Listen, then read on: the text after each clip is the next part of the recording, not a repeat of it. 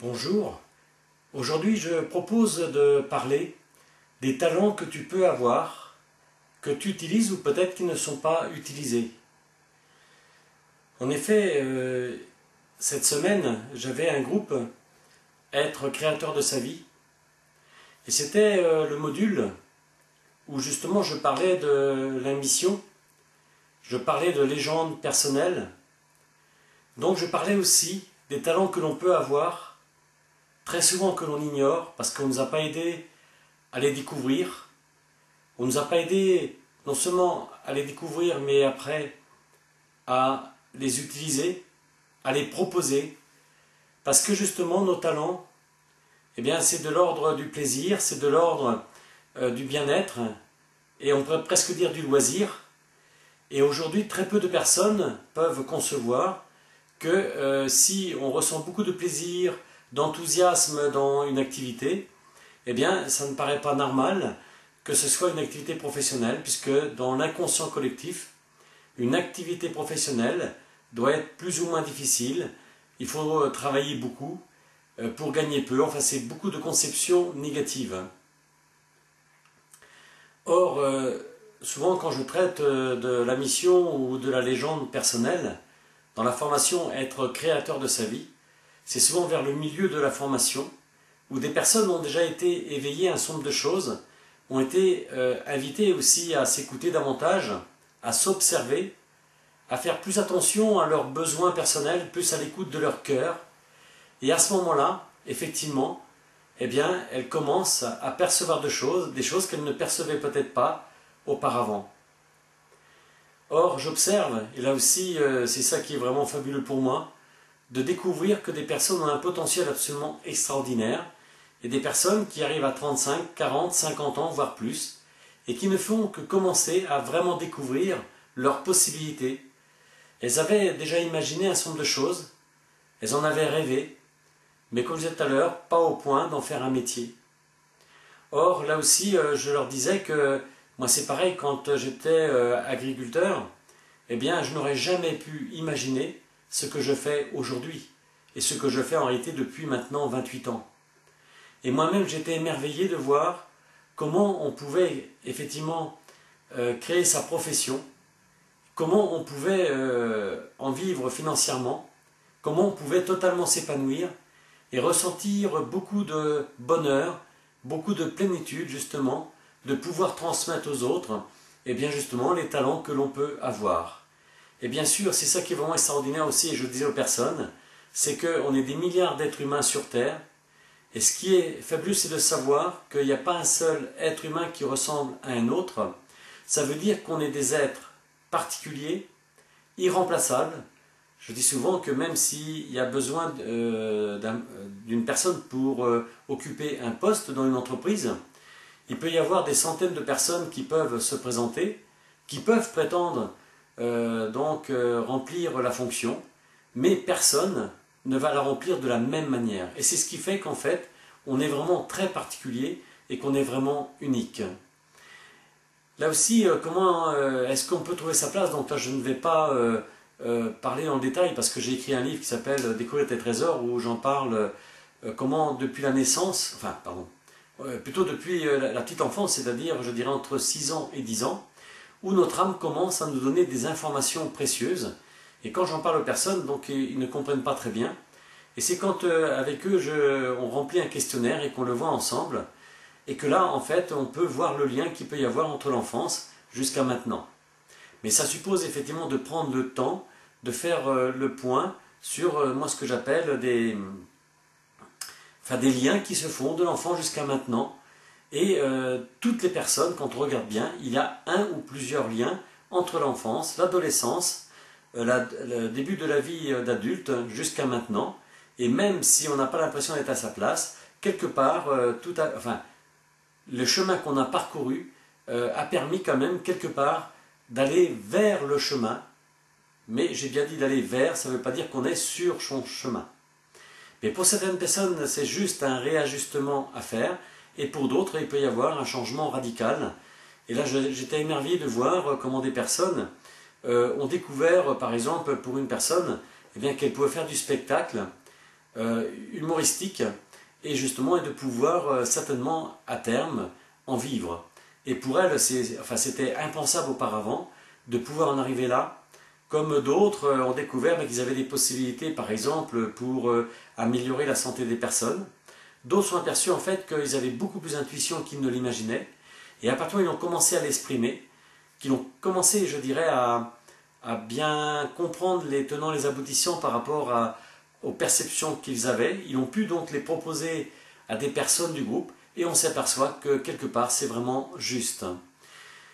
Pour moi, depuis 28 ans, où ça fait comme plus de 8000 personnes qui ont fait la démarche, moi je suis heureux, émerveillé de voir des personnes qui vont oser changer de métier, qui vont oser changer dans le métier et de s'apercevoir qu'ils avaient des possibilités qu'ils n'avaient jamais imaginées, qu'ils ne pouvaient même pas concevoir parce que c'était en dehors de leur vision et parce que là aussi il y a tellement eu d'interdits, de choses qui ont pu être dites qui souvent nous ont rabaissés dans la vie et donc qui fait qu'en fait c'était complètement enfoui. Et ça c'est mon rôle justement aussi d'accompagner les personnes pour s'éveiller à leur possible. Et là aussi, quand je leur explique comment ça se fait, comment ça se met en place, eh bien, les gens sont vraiment émerveillés. Là aussi, je rappelle que ça concerne bien sûr les personnes qui sont en âge d'exercer un métier, mais que là aussi, ça concerne bien sûr les personnes qui sont en retraite d'un point de vue administratif. Car pour moi, quand je parle en termes de mission, la mission s'arrête en réalité quand on part du plan terrestre. Mais jusqu'à ce qu'on soit présent sur Terre, eh bien moi je pense qu'on peut apporter son aide à l'humanité. C'est-à-dire qu'au début de la vie, donc, ça va être peut-être plus physique, plus matériel. Et quand on prend un certain âge, eh bien, on va peut-être agir d'une manière plus sous forme de conseil, d'accompagnement. On va peut-être être là pour motiver les personnes, les amener à avoir confiance en elles et avoir confiance dans la vie. Mais chacun va trouver sa manière de fonctionner et c'est ça qui est absolument fabuleux, de savoir que jusqu'à la fin de sa vie, eh bien, on peut apporter un plus à l'humanité.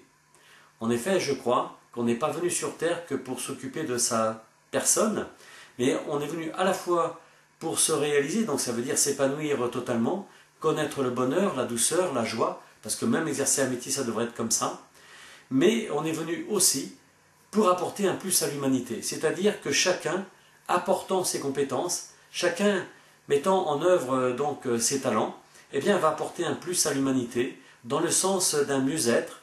Et si on regarde quelque part quand même à l'échelle au niveau de l'humanité, eh bien au fur et à mesure qu'on avance et si on regarde et qu'on compare avec le passé, on s'aperçoit que globalement l'humanité vit dans de meilleures conditions, même s'il y a encore beaucoup à faire. Mais je pense que plus il va y avoir des personnes qui vont écouter leur cœur, plus elles vont donner le meilleur d'elles-mêmes et plus elles vont contribuer au bien-être de l'humanité. Et moi je suis convaincu, grâce à la crise, aussi curieux que ça puisse paraître, il n'y a jamais eu autant de possibilités de créer, il n'y a jamais eu autant de possibilités d'exprimer sa créativité, il n'y a jamais eu autant de possibilités justement de s'épanouir. Et là aussi, je dis aux personnes, ce qui est important, surtout quand on fait une démarche intérieure, eh bien, c'est vraiment d'exprimer sa spécificité, c'est-à-dire qu'on ne fait plus des choses tout à fait comme les autres, il y a forcément quelque chose qui va être différent, quelque chose, enfin ce qu'on pourrait appeler un plus, mais quelque chose qui va faire que on va être plus